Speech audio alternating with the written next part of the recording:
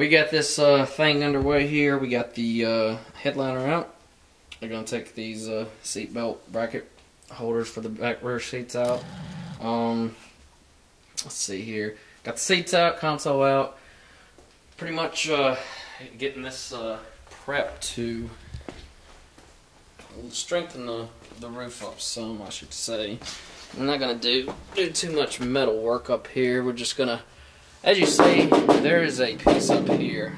See how this roof looks a lot different from this one right here? Well, what it is it's basically two pieces. One there, and then you got the one up top. So I'm going to cut this piece out, as you see I'm doing, just using a regular cut-off wheel grinder, and I'm going to come across the top here. Keeping in mind I'm going to leave all the holes for possible putting a headliner back in. Might have a different idea on down the road for that, so just gonna at least have it where I can put that. But going to start with a single layer of MDF up top, all the way back in between. You'll see in the updates to come here, and but for right now I'm just going to show y'all basically the gist of the start of this, and you know, the steps that I'm taking from this point right now on. So yeah, just stick with me, and if any questions come up within this video, and like I say, just throw them in the comments, and I'll try to do my best to you know, answer them. Actually, also, I take this off. I emptied a can of spray foam in there and a can in here, just to see, you know, these sides over here and everything. It's a little better to insulate them. You know, I mean, it's not going to affect it since it's a wall, but why not? You know, it's just dead space. That way, when you come over onto the side and bang on it, it's not sounding like rattle, especially once you get the system in playing and everything. So, of course, I showed you the last part. I've grinded on this top part of this roof pretty well. As you see, it was rusted a good amount, and I just basically roughed it up, I guess you could say. I'm going to do those, but for right now, I'm going to go ahead and try to get this front piece cut and matched up.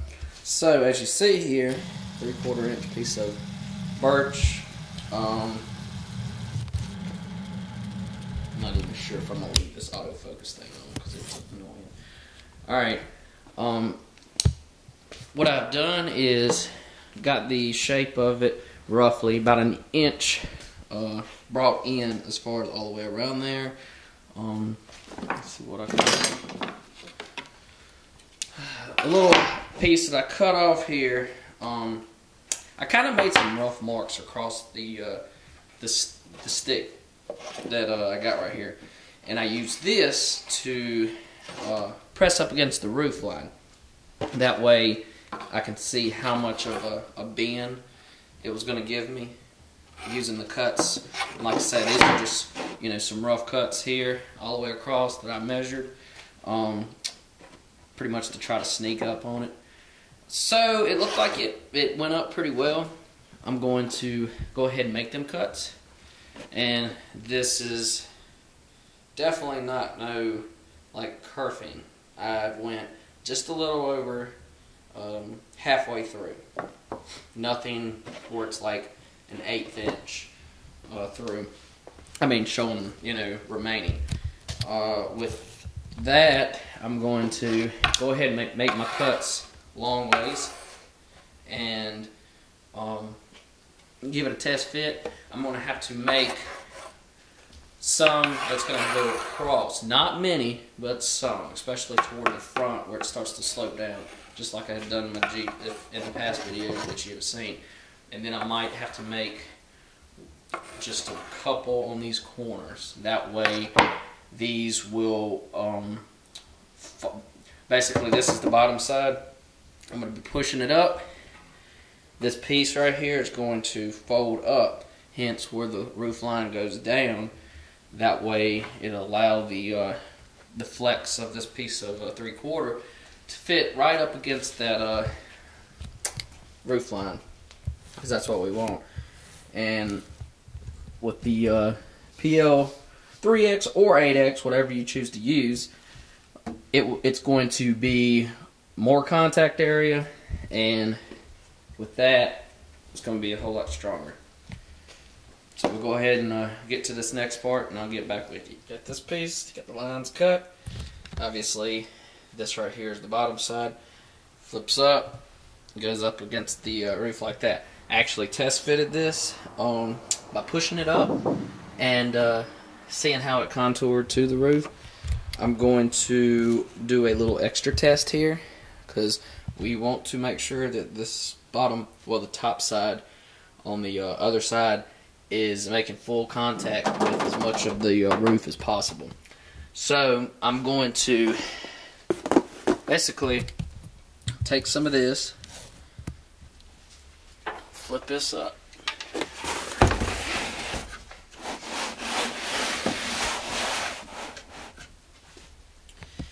and basically put a little dab here, there, in the middle, so forth. But just like little points to see and make sure that if they're making contact there, and it's when I go to push it up, and that piece of wood actually it smushes the Loctite together, then you know when I go to put the brace up and press it up against the roof for the 24-hour drying period, it will be, you know, good to go. So that's a little, you know, trick or whatever that would help for making sure, you know, that it's fully up there. So I'm gonna go ahead, put those little spots on there. Not much, like you say, it don't need to be a lot, just enough to show that it's smashed together. Then I'm gonna, you know, wipe that off and get ready to put a shit ton on there. That way we can ensure that it's got a good bond. So let's go ahead and do that. Laid down a very solid 1/2 inch tall bead, and I will show you how I did that. Got rid of the nozzle plastic tip altogether, because anybody that uses this stuff knows in the caulk gun it is a fucking biatch and will work your muscles up in your forearm. So I just took that out, get a nice tall bead like that. So when go to, let me show you. I'm going to use this clamp, and I'm going to use this stack of cutouts for my center so that I got something to clamp up against the roof. I'll show you in a second once I get this up here, but for right now I'm going to get this clamp against the top of this board and pressed up against the roof. So let's get it. Okay, let's make our way back over here. Our cutout stand with our brace and a piece of wood on top there. Fits right in there, goes along the front there as close as I could get it. So I can't come down here. But yeah, everything went up, gave it you know, plenty to bow up against the roof. Of course, I'm gonna leave this sitting here for probably 24 hours. This stuff takes a good while to cure, and you want to make sure this is important as hell, because you don't want to be demoing and then your roof piece comes down. So we'll leave this to be like this for a while, and we'll get started on these back pieces back there. So yeah, coming along. I'll give y'all a little test here, show you.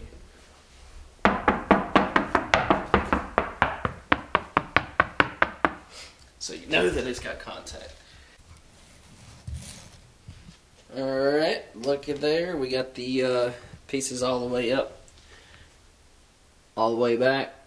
and got them in there braced pretty heavily. We made roughly 5-inch interval cuts, each 5-inch part across the top there. And gave it a right amount of bend to contour to that roof. So now pretty much we are just a waiting game, really. And this is, like I say, one of the most important parts of getting this fully cured to the metal of the roof.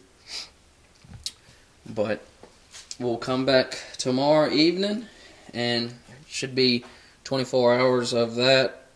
I know on this one, it's roughly almost 12 midnight right now, so might have to wait a little bit on them back there to take those. But this front one here, I can be able to start doing a little more, work on that and see how well that's going to be. But other than that, we got the roof pretty much underway and looking good. So far, so good, people. All right, ladies and gents, we are still at this point. It's 3 days later, day 3. Actually, yeah, day 3. Monday, Tuesday, Wednesday, Thursday. So, with that being said, it's been cold outside, and this PL is still a little on the damp side. Well, it's soft to touch. I mean, it's getting there with each day, but as I said, you do not want to make this a overlooked spot. So, with this time, I've been letting this dry, along with those pieces back there. I could actually let me see if I can't turn this to manual focus. I actually cut this back here, revealing this part right here that I've grinded down. This is actually part of the vehicle. This is a 3/4 inch square tubing that I have welded, if I can get this, all the way across there in 7-inch lengths. Same for this backside. Now, of course, I was like, these little links, I'll just weld them together, tack them, put them in place. I'm going to go back and, cut these tacks, because once I tack it in place and get it where I want every piece, then I can tack as many times and basically cut this part where it's attached around the edge, so I can drop it down, take it out, and weld it up, and hope that can get it to where it's not too out of place as far as bent. You have to be easy on, so you don't warp the piece. Well, anyway, I found out a trick after I had done it. I could have cut this long piece, cut halfway, well, actually almost all the way, like you're kerfing wood, and just bend it and shape it to that. Like I should have figured, really, I didn't figure that out till I'm sitting here cutting these pieces for the roof, because obviously this from front to back, it's a small arc. And I was pretty much going to weld from here, there, and screw the 3/4 inch to this part and liquid nail it. But I wanted it as flush and as tight up toward this as I could. So I had to make a cut. Well, same thing. It took me to that second brace over here to realize, oh, I could have just, curved it and bam. So, little simple trick. Sometimes you figure it out as you go, but at least you figure it out and save some time. Remember it for the future. But the plan is, I got a piece for that side over there to go around, connect from that corner to that corner. Same for this side. One piece that goes in the middle, one in between the side and this middle piece, and one here. And then I'm going to run 1 and 1. And the rest of this, where this drops down 3/4 because of the steel, I'm going to fill it in with more birch, cut just the squares that's remaining around the middle. So, with that, it should do a pretty good job at holding. If not, then I don't know what else I could have done for this situation.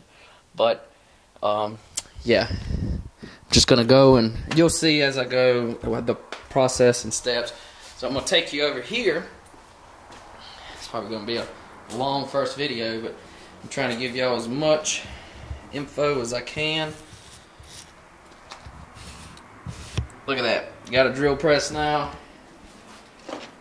It is working super wonders. And if anybody wanted to know, see how I cut halfway through there, and I technically can bend this without and basically what you do once you get it bent, you just tack weld that little spot to the shape, and bam, you're ready to boogie. So basically in this, you know, I've marked 2.5 each the separations across there.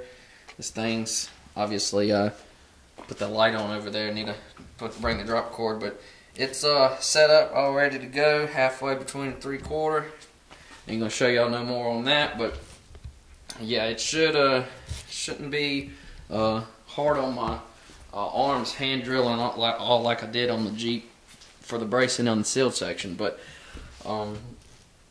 yeah, we are making progress on this. I'm satisfied, so I'll go ahead and keep doing this and get to the next part. Okay, so we got this part going. This is up here, looking really stout now. All of this is tack welded in to place. Right now, I'm currently going around and just taking that air compressor with the little cutoff wheel and cutting those, as stated before, these little tacks on the back side and the front side of where it's connected to the actual vehicle. So I'll give you, as you can see over here, it's starting to fall down on that side and there. So when I pull this out and get the welding on it, I did go and get, need to cut this off anyway. Did go and get some actual gas. Gonna start to break out the gas on welding, so we ain't gotta deal with that flux core crap no more. But should be interesting to get to practice around with that. But wanted to touch base with you right now on that. I'm gonna go ahead and cut the rest of these off and get this piece out. Okay, we got this out, welded up, grind it down, tested out the piece here. If I can get this light. Not bad, not bad. Like I say, that was mine right there. Brother came and did the first one. Let's see what we could do. And like I say, pretty satisfied with it. So now that I got this, I'm gonna go over here because we're gonna, let me turn this off before it comes on. Alright, so I'm gonna go over here, get some scrap pieces of wood.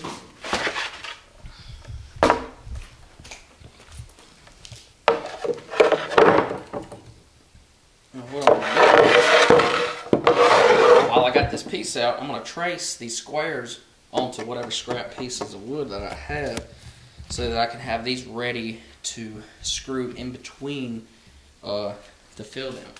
So it'd make it easier now to trace them than getting up inside and trying to figure it out like that. We have fully constructed this roof now, filled in the squares, screwed it to the top part, and all I got to do now is go around this perimeter where I tack welded and actually weld it up really nice. So just like I say, be careful on this thin metal what the vehicle is made of up top like that. So other than that, it should be good to go. Like I say, any questions, just let me know. I'm actually also probably, I don't know, it's pretty secure. I don't see, there's really no point in sound deadening a roof if you're gonna do this, because with that PLX, 8X, 3X, it almost acts as a deadener anyway, but it's pretty solid.